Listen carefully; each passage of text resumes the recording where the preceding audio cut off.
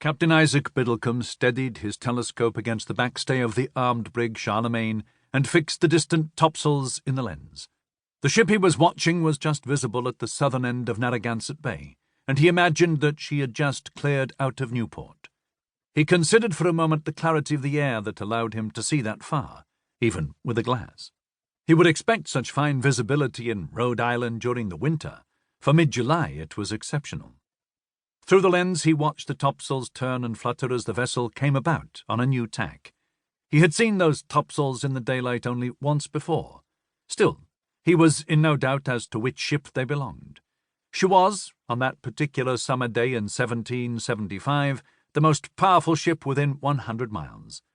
She was a British frigate, the Rose, of 20 guns, Captain James Wallace commanding. She was the enemy.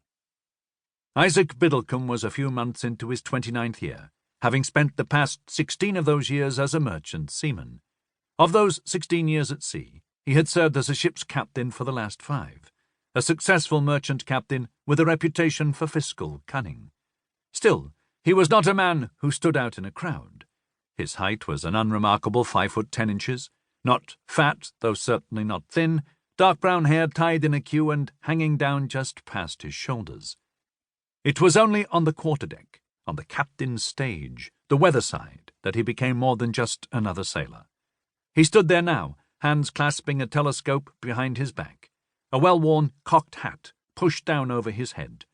In grudging deference to his current attachment to the fledgling Rhode Island naval force, he wore a long blue coat over a passably new waistcoat and white breeches, not a uniform by any stretch, but clothing more formal than he would have worn on the quarterdeck of a merchant ship under his command.